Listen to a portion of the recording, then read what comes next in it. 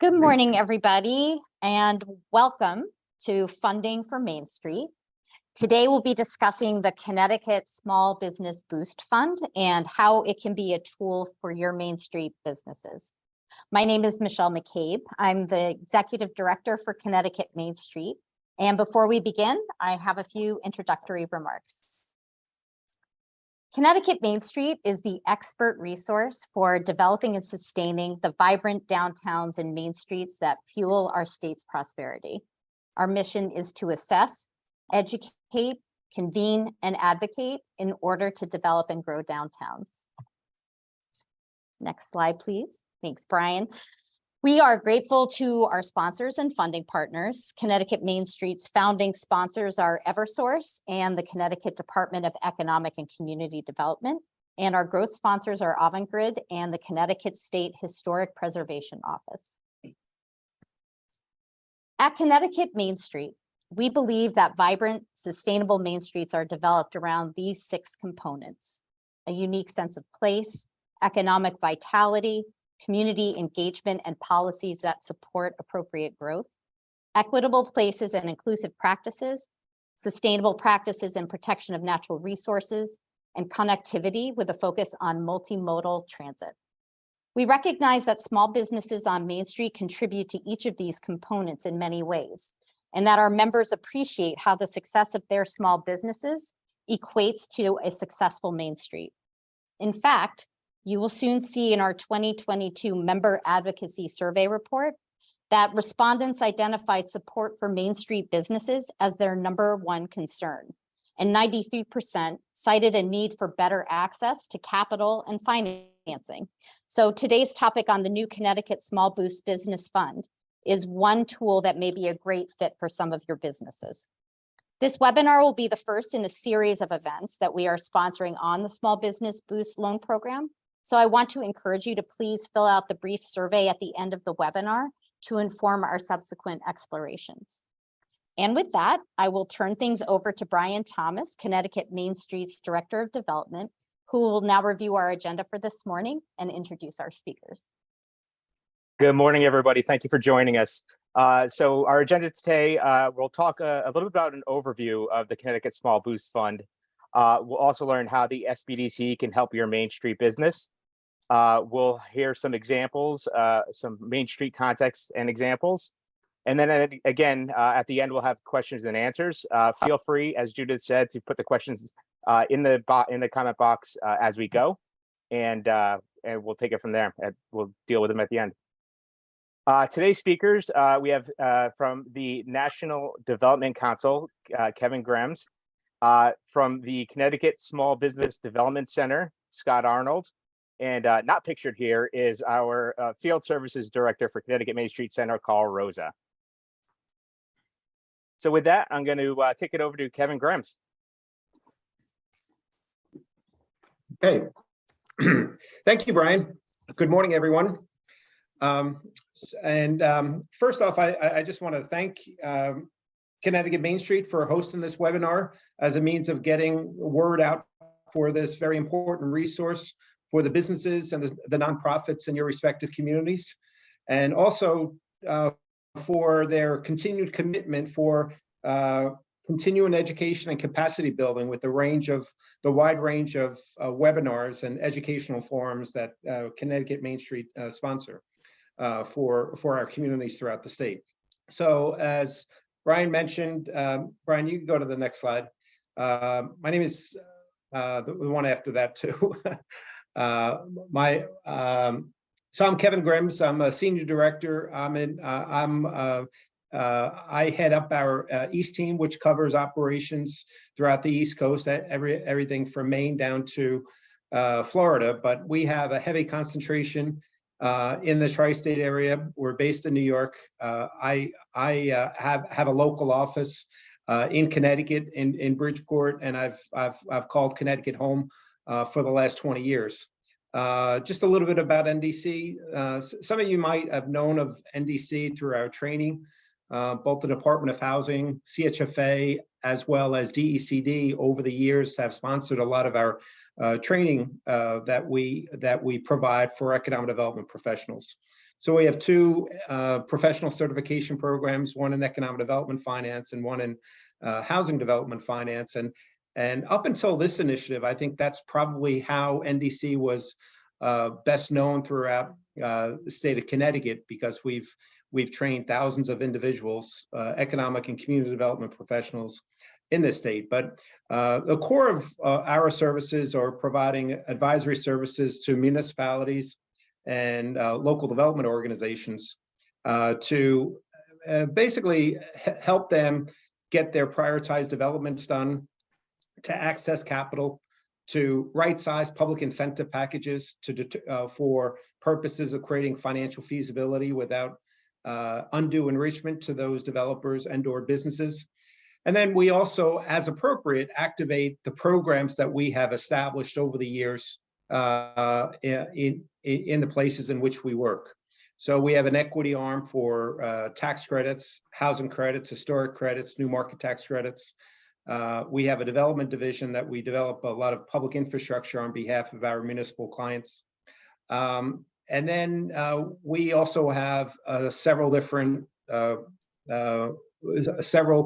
CDFIs, community development financial institutions.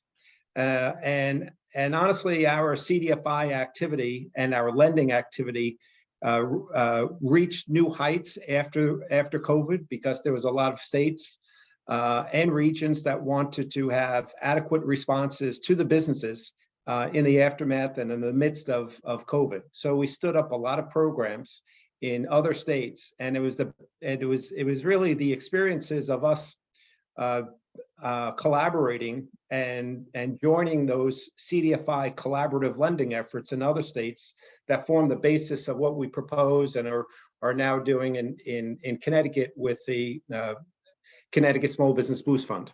Okay, Brian, next slide.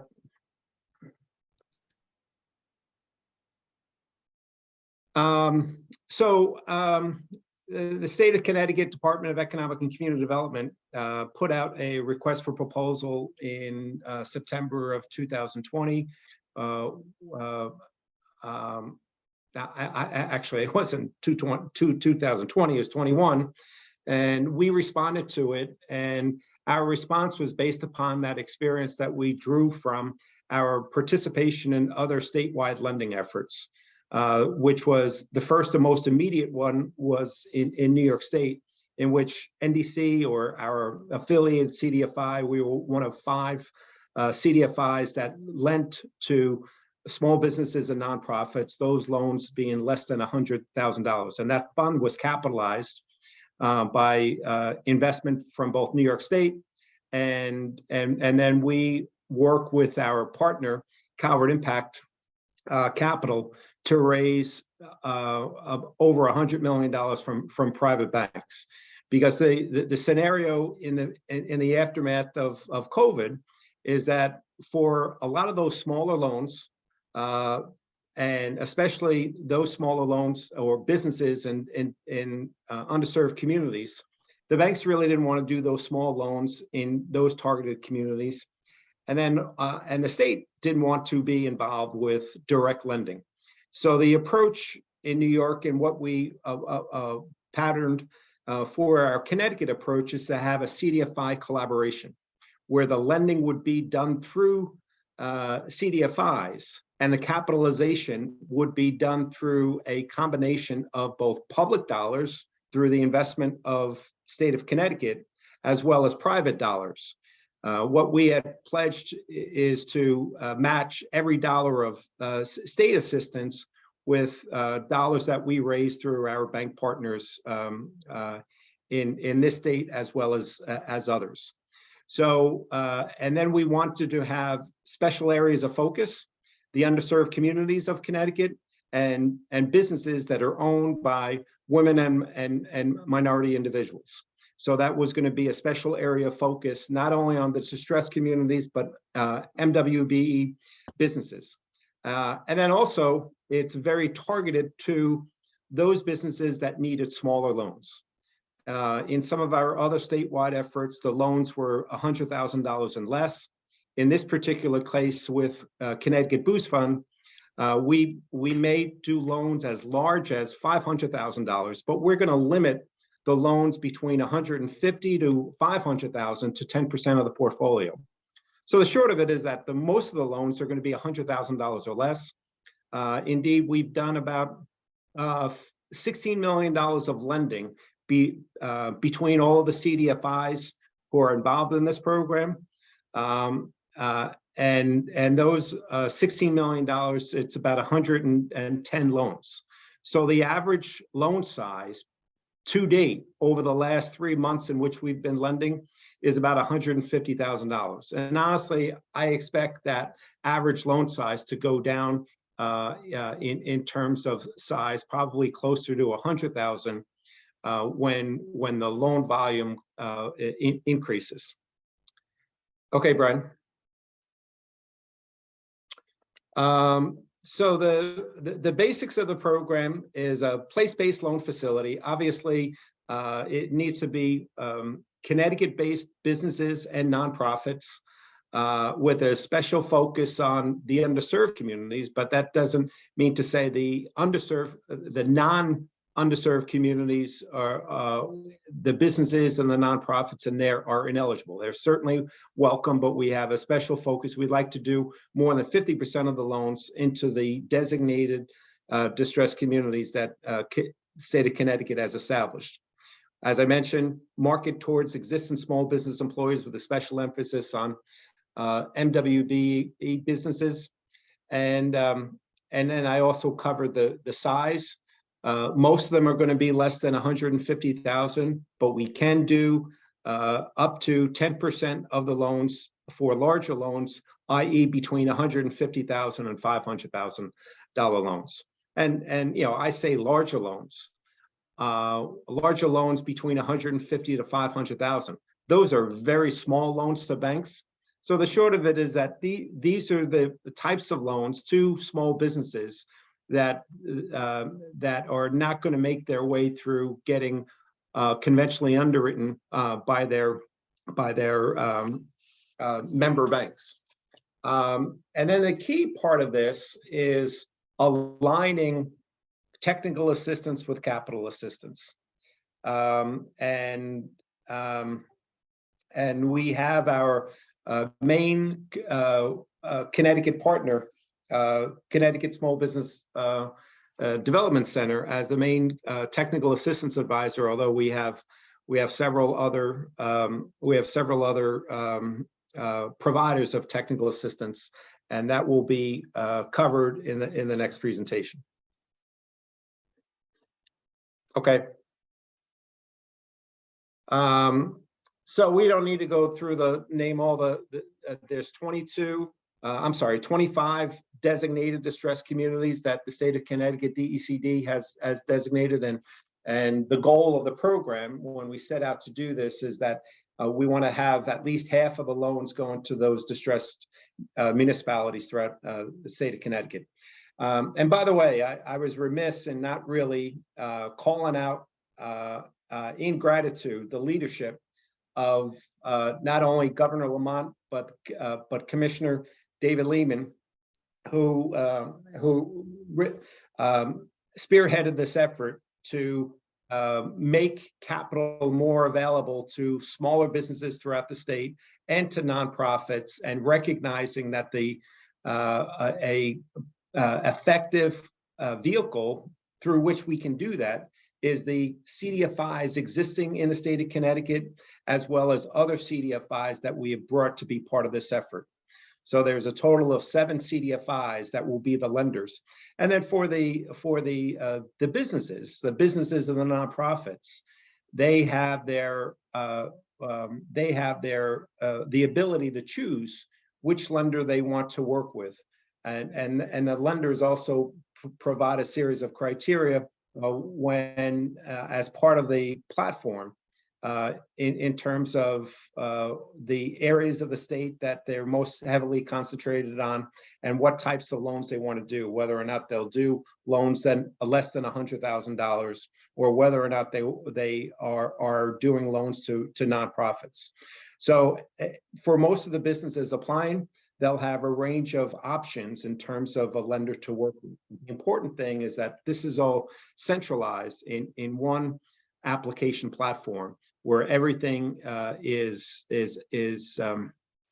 downloaded as part of the application. So we've tried to make this application process for the lenders as easy as possible and providing the greatest range of options for both capital assistance, i.e. the loans, and technical assistance. Okay, next slide, please. Okay, so this is this is a framework for the program itself. A true public-private partnership, and a true public-private partnership whereby the capitalization for the fund is a combination of both state investment as well as investments from the banks. And you know, I had mentioned before that the profile of these types of loans is not something that the banks are going to trip over themselves to do. Nevertheless, they are very, very important members as part of this public-private partnership, because the private dollars is coming on really a shared risk perspective from the bank. So we have up to now raised private investment from six banks in Connecticut, and I want to call a special shout out to them: M&T Bank, First Republic Bank, Key Bank, Webster Bank, as well as Citizens Bank. They've all made investments to match the initial tranche of funding that has come from the state of Connecticut. But overall, this program we expect to be running for the next 3 or 4 years, and the capitalization between the state of Connecticut at $75 million and the private investment at least $75 million. So we're talking about a $150 million loan program that will be available for over the next 3 to 5 years through all of the participating CDFIs. So that's the basis for the capitalization. The centralized system is really a three-legged stool with capital assistance, the funding available for the loans, the technical assistance that's available through the range of TA providers, and then the really what we think is the key piece of this that makes it very simple to access and simple to use for the applicants is a centralized platform. The Connect to Capital platform that we've been using, not only for the Connecticut Boost program, for a range of other statewide and regional lending efforts throughout the United States. So the loans themselves are not going to be distributed by the state. It's not going to be distributed by any of those banks. The lenders are the community development financial institutions, and I'll go through all 7 of them. But we have 4 that are based here in Connecticut, and 3 other CDFIs with whom NDC has collaborated with in other statewide efforts, and we brought into the Connecticut marketplace because we expect for a lot of businesses and nonprofits to receive these loans. So there was no way that NDC, when we first proposed to this program, we knew that we would need collaboration from other CDFIs to be responsive to the applicant pool that is seeking this patient and lower cost capital. And we're trying to make that available to the organizations and the businesses that need it most. And you've heard us mention several times in terms of the priorities of the distressed communities and the MWBE owned businesses. Okay, Brian. All right, so this program that when we responded to the request for proposal, it was based upon lessons learned from other statewide initiatives. The first one was New York Forward in the state of New York. And again, we participated with 4 other CDFIs We did $150 million of lending between the CDFIs. The average loan size was $73,000, and 83% of the businesses served, or the nonprofits served, were either located in a distressed census tract or was owned by a minority or woman, was a MWBE business. We took that experience and we participated with our partners, Community Reinvestment Fund and Calvert Impact Capital, to stand up programs in the southeastern United States with the Southern Opportunity and Resiliency Fund. And then we became the fund manager and one of the participating lenders in a state of Washington and the California program that were based upon a similar structure, in terms of coupling capital assistance, technical assistance, and the technology common platform. Okay, Brian.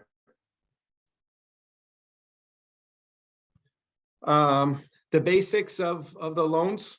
We wanted to make this as flexible as possible and as low cost as possible, but we couldn't be making 2% loans based upon the cost of capital. The cost of capital from the state is zero, but the cost of capital from our bank partners, they don't provide that capital for free. So we have to borrow and re-lend that on a spread.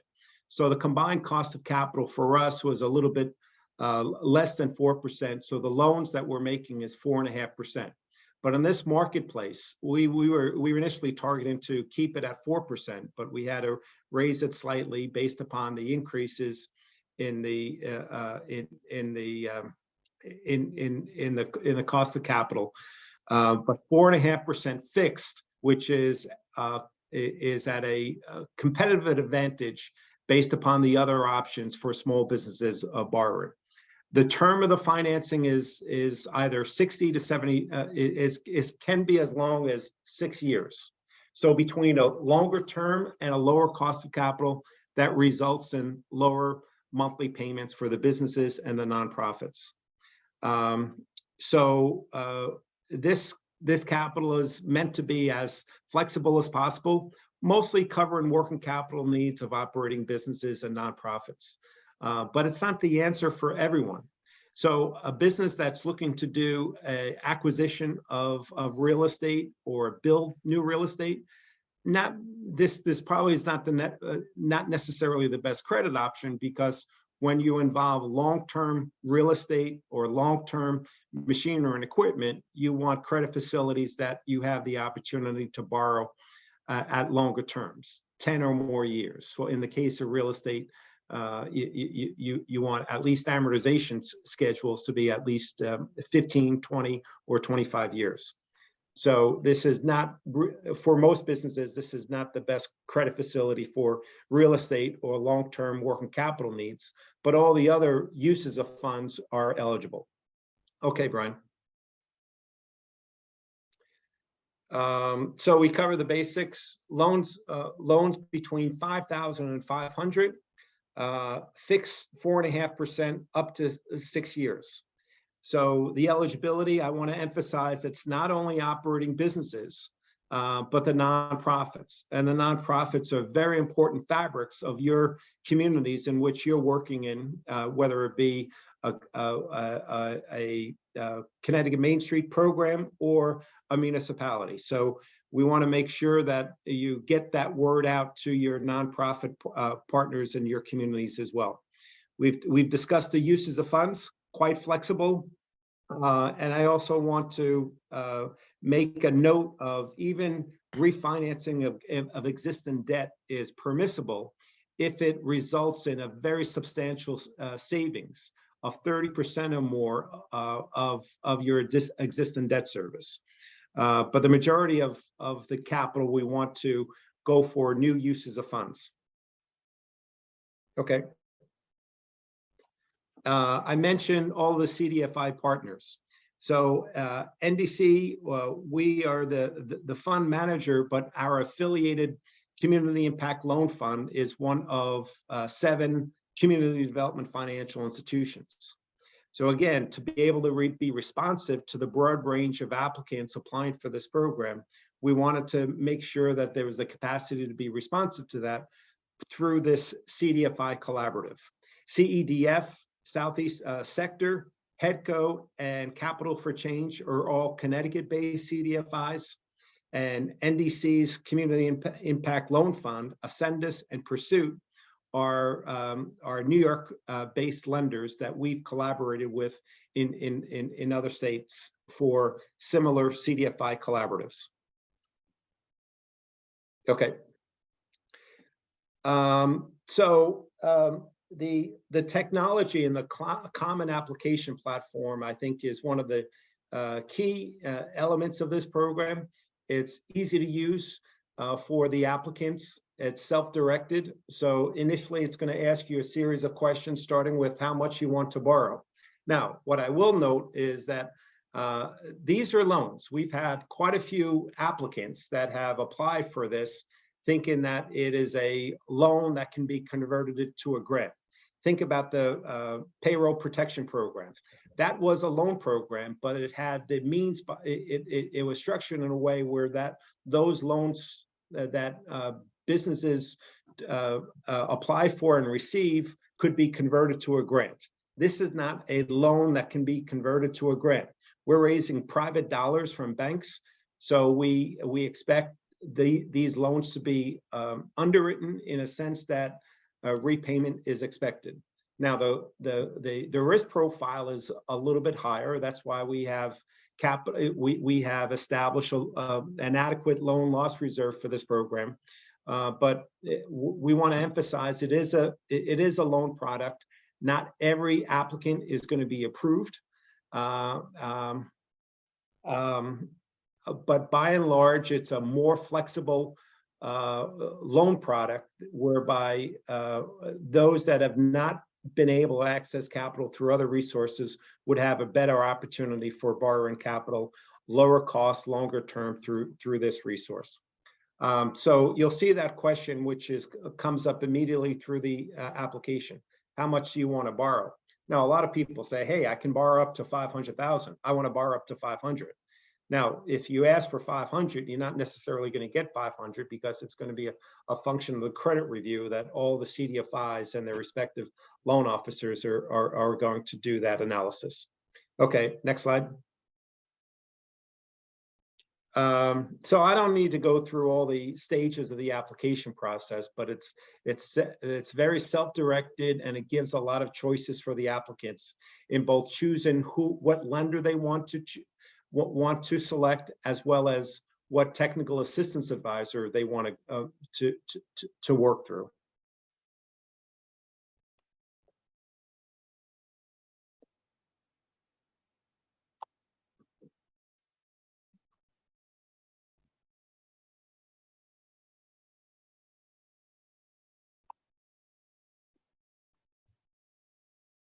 Okay, so I mentioned that initially we responded to DECD's RFP in partnership with Connecticut Small Business Development Center, and Connecticut SBDC has a great track record of delivering technical assistance to operating businesses throughout the state, and given their track record and their footprint covering the entire state, we wanted them to be our partner to deliver technical assistance. But similar to how we attracted other CDFIs on a collaborative basis, we wanted to identify and select other technical assistance providers so that applicants that need technical assistance are able to access that. And then some applicants applying for loan funds, they may not be approved immediately, but with the right technical assistance, have the ability to address some of their shortcomings through targeted technical assistance. So Scott Arnold, I'm going to actually I was going to turn it over to Scott Arnold to talk about the TA component of this program, but first we'd like to show two quick videos. One, a borrower, a for-profit business, and another profiling the Boys and Girls Club in Stanford as a nonprofit partner to see the success stories of this program. Kevin, we're actually going to skip the videos in the interest of time. We have a lot of questions Okay. coming in, and we want to make sure we have time for them at the end. But they will be Okay, included. that's fine. Yep, they'll be Yep. included with the information we send out, and we'll also post the link on our website. Okay, that's a great call. Okay, so I'm going to turn it over to Scott. Scott. Thanks, Kevin.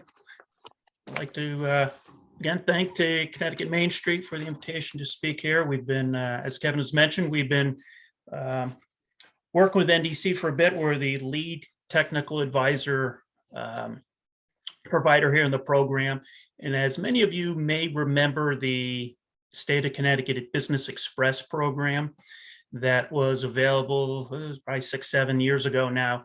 One of the biggest, not that there were many, a fault with that program was that so many small businesses, especially in the distressed communities, including the minority population, were left out of that program. So when the state was coming up with this new program, it was actually first talked about possibly being Express 2.0.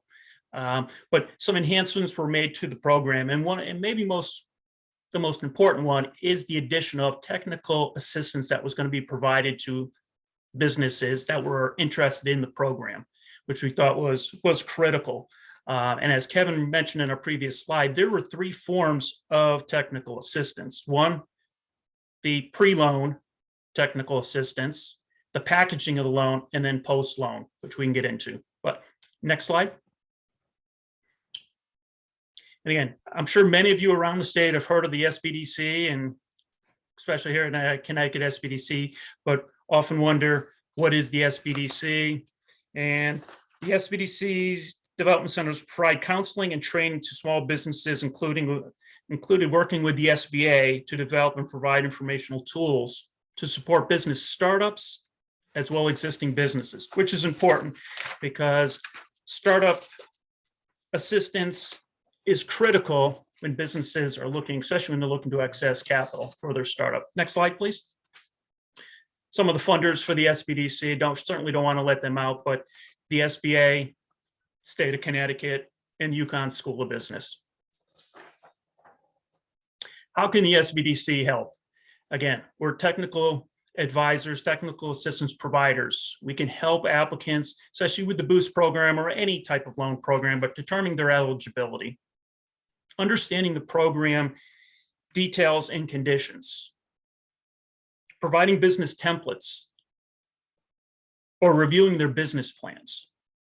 We can help and assist in working on their financial projections, reviewing their loan package before it is submitted, and of course, provide post-loan technical assistance, which a lot of people don't think of, but once the loan is made, a lot of these, I've worked in my career, I've spent 25 years in lending.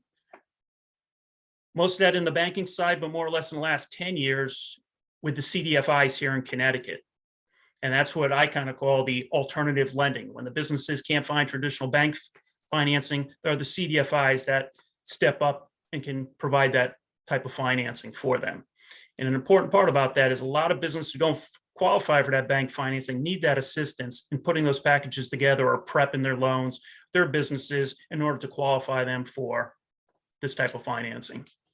The important part of the SBDC fund is there's no cost. It's confidential, professional support. It's tough to go out. If you go out and try to get a quote from a business advisor in terms of what it could cost, you get expenses. The SBD services are always free. Next slide, please.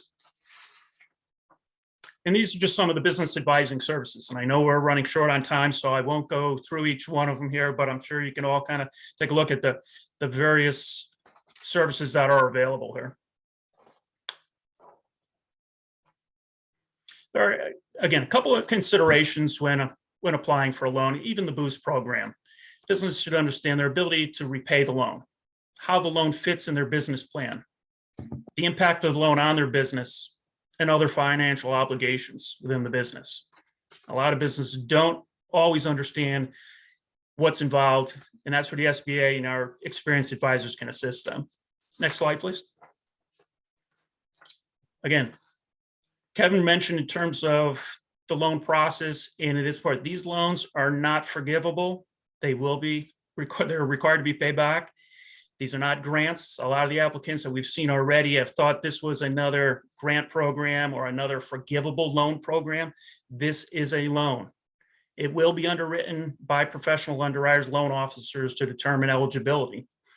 Some of the financial information or documents that you'll be required to submit, or your clients will be required to submit, are business tax returns or internally prepared financials, year-to-date income statements or balance sheets or financial projections. A lot of small businesses, especially the business owners in these distressed communities, don't understand, they don't have these type of financials readily available. That's where they can come work with an SBDC advisor to help them prepare a year-to-date financial statement, balance sheet, income statement, financial projections, important part. Next slide, please. Some of the other documents that may be required by the lenders: a business plan, copy of their lease agreement, an attestation regarding being up to date on all local taxes, no defaults on any state financial system. That's an important part. This part of this money, as Kevin mentioned, are state funds. It is critical and it is a requirement of the program that each business be current on all state and local obligations. And they have to provide attestations to that. So they will be working with DOL, Department of Revenue, Department of Labor, and providing that information that they are current. And that's something that we can assist the clients with, working with these various departments and getting that information. Always want to make sure that they have this before, because this can slow down the process. Next slide, please.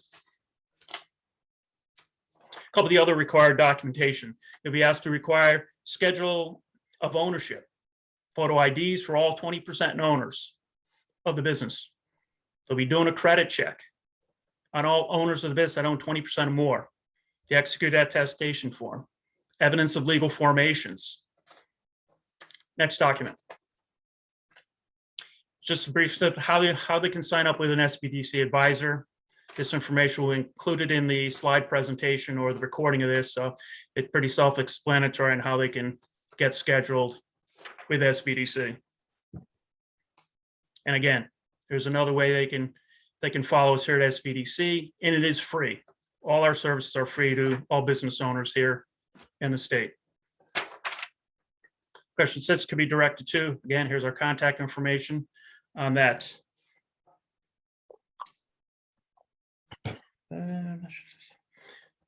There are, as Ken mentioned, there are a number of, SBDC is the lead technical assistance provider here for the program, but there are a few other TA providers here in the state, and there will be more that will be added on in the coming weeks. Some of the current ones right now is, besides SBDC, is the Women's Business Development Council, the Minority Construction Council, and the University of Hartford Entrepreneurial Center are the current TA providers in the program here. There will be some additional ones added, as I mentioned, in the coming weeks.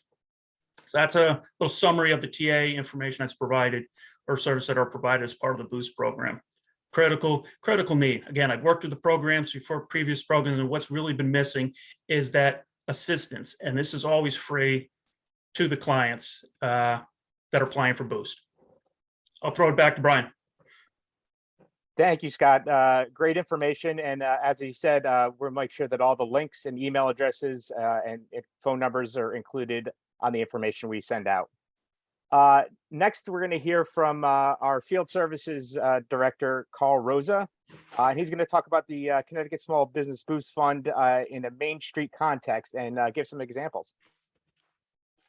Thank you, Brian. And thank you very much, Kevin and Scott, for some really good presentation and details on the program itself. I was a Main Street manager for approximately 18 years in downtown Waterbury. So, you know, I got to know our merchants and businesses on Main Street pretty well. And in so doing, you get to know their needs. And, you know, Kevin pretty much went through and described what the eligible uses for the loan monies would be. But, you know, I wanted to give just briefly some specific examples of of what this loan could really mean to mom and pop businesses on Main Street. I want to switch the slide, Brian. Thanks. So typical businesses on Main Street with storefronts, hopefully encouraging walk-in and walk-through traffic to explore what our businesses and our restaurants have to offer. And so a lot of times these funds to start off could be used for, you know, a big one for me would be marketing. I know that mom and pops don't always have the money to spend a lot on marketing. It's probably considered sometimes a luxury on their part. But if you have a really good, effective website, and that website, especially if you're a retailer, you have the ability to sell online sales, and that opportunity generates actual foot traffic to your business. So, you know, marketing, an effective marketing plan and using the funds to develop a really good, effective social media and website development can be very effective. And, you know, anyone that's done a really good website knows they cost thousands of dollars to put together to get it effective and get people coming into your store and your retail establishment. Next slide. Certainly restaurants, and, you know, restaurants that want to expand, or that they want to update their decor or lighting, or, you know, equipment that might need to be purchased or updated as they grow their business. Any type of layout for dining room accommodations, things of that nature, these funds could be used for to really update your restaurant. You know, some of the loan examples, these are just approximations, but it'll give you an idea depending on how much is required, how much you borrow in this regard. But keep in mind restaurants, and also coming out of the pandemic, restaurants had to kind of diversify and get into outdoor seating and things of that nature. So if you want to do get into any type of like pocket park outdoor seating layouts and schemes that cost money, but you see more and more of this happening now, particularly as municipalities and communities allow for that sidewalk access to expand your businesses. That'd be a great idea. These funds would be great for that type of a use at all. Next slide. Retail. Certainly merchandising and display, supplies, inventory, equipment. You retailers and mom and pop businesses on Main Street, they may want to up their display cases, their point of sale equipment, technology that's used for that. Certainly business security systems and making your business more secure, and whatever cost that is involved there, you may want to use these funds for that.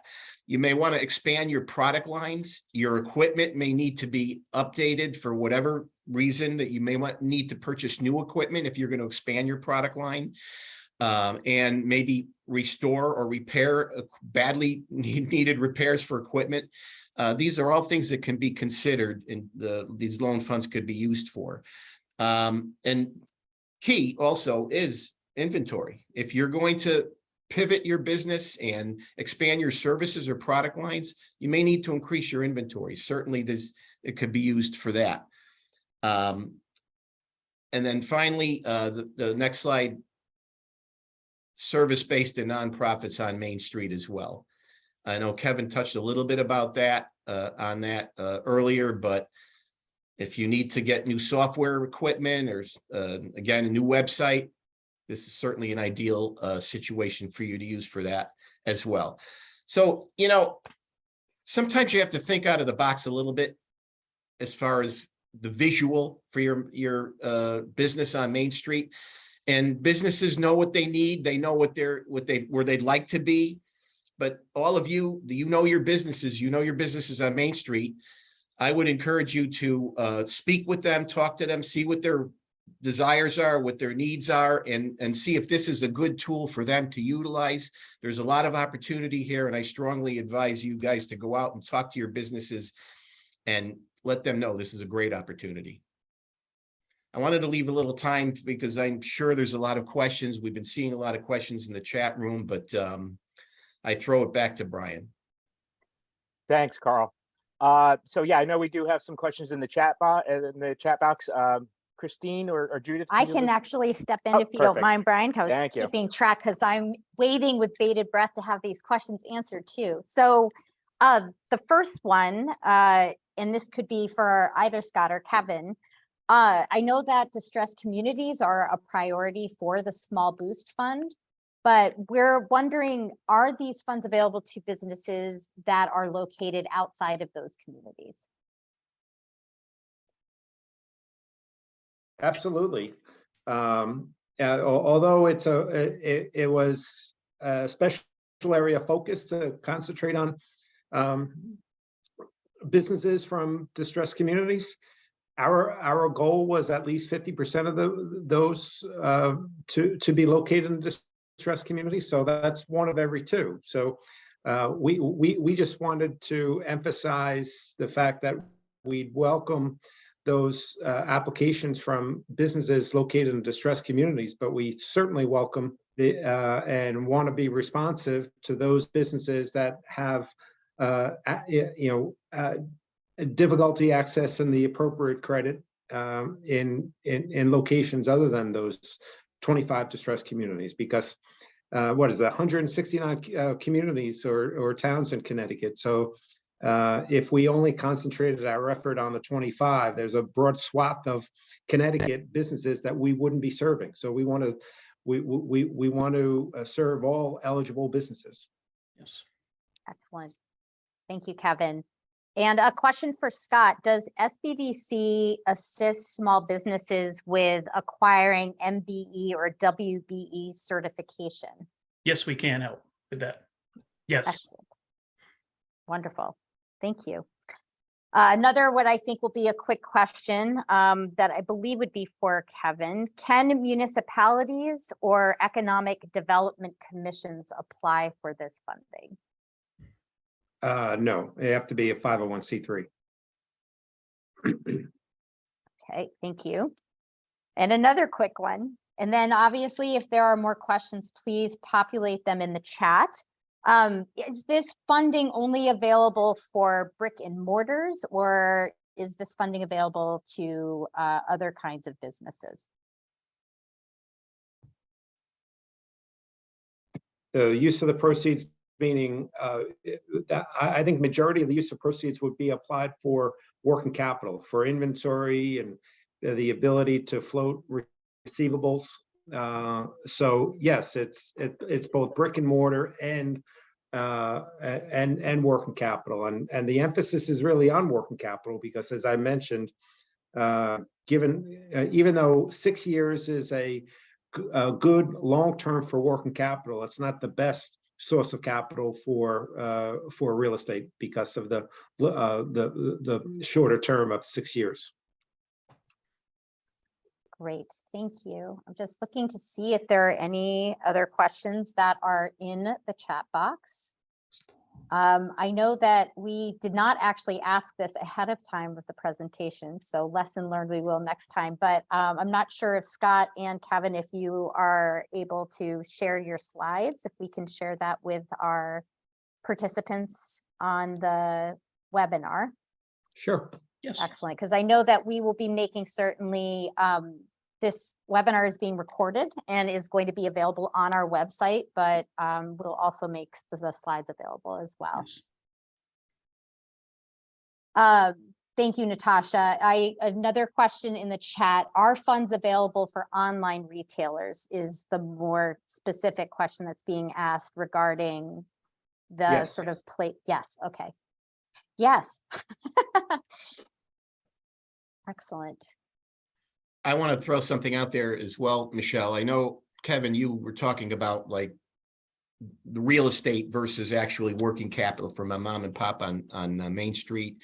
But, you know, sometimes there might be a need or a desire for a restaurant maybe to expand, and the space next door to their restaurant may be available to break through the wall and expand their operations to wider dining rooms and wider, you know, seating capacity. So from that perspective, this also might be a good possibility for whatever costs are involved in something like that, correct? Yeah, so for tenant improvements, leasehold improvements, as long as it's obviously it's got to be less than $500,000. Right. My only point with anything having to do with real estate is that sometimes that there are longer term options for real estate. And, even with tenant improvements, we always look to seek to align the term of the financing with the term of the lease in instances in which the businesses rent and not own their real estate. But if for modest tenant improvements, sure, this would be a good source of capital. And some other examples of that might be, updated signage and, the frontage of the businesses as well.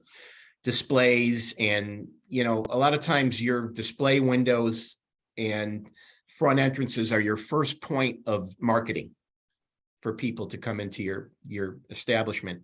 And a lot of times in downtowns, particularly in distressed communities, they need help. They need upgrade. They need, better lighting, better fixtures and displays. So this is another ideal opportunity with these funds to really up your game and your visual game on Main Street.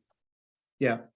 Well, then, and you just raised a point that I failed to cover, Carl, is just in terms of collateralization of these loans. Generally speaking, these loans are uncollateralized. We will file UCC on business assets. But one thing that is important for your businesses to know of is personal guarantees for all owners. 20% or more are required.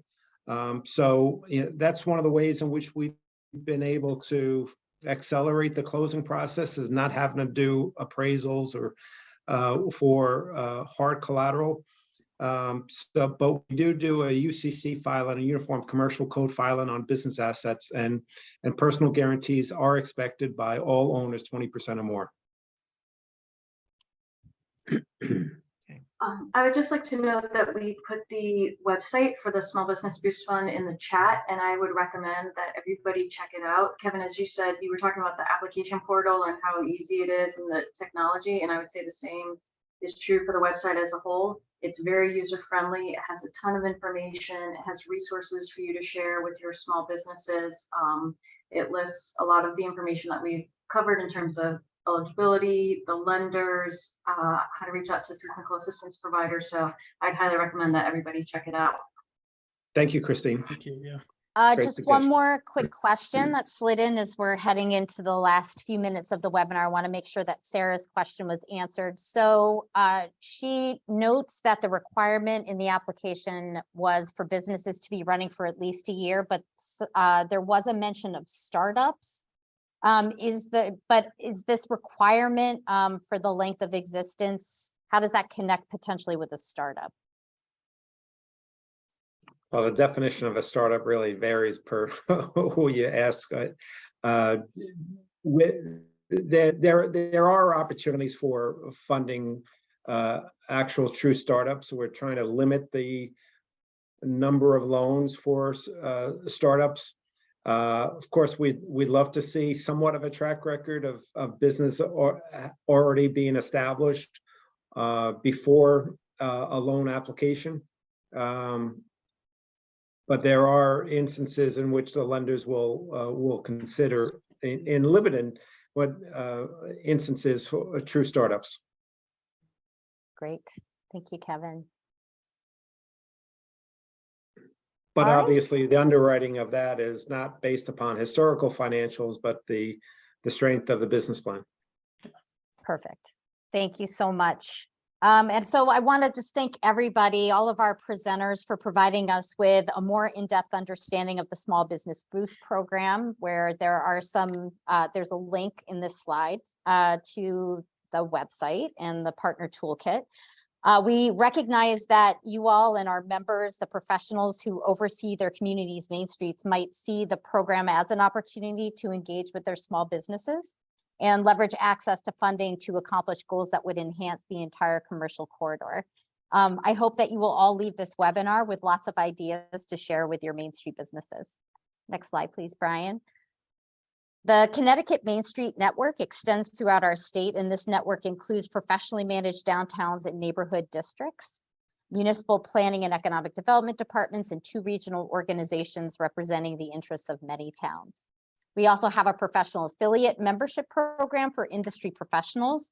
This professional affiliate network provides our communities with access to specialized expertise relevant to downtown revitalization, preservation, economic and community development, real estate development, land use, transportation, marketing, and much more. Next slide, please, Brian. So I hope that you will visit our website, ctmainstreet.org, for upcoming events, including our next webinar on December 14th, which is presented by Connecticut Vibrant Communities Coalition on how to use the receivership law as a tool for revitalization. We also have a library of archived webinars, a directory of our professional affiliate network, and our small business library that provides great business advice for your merchants. And once again, I want to thank you all for joining us, thank our presenters, and hope you all have a great day. And please don't forget to fill out the brief survey that will be arriving at the end of the webinar. Thank you so much.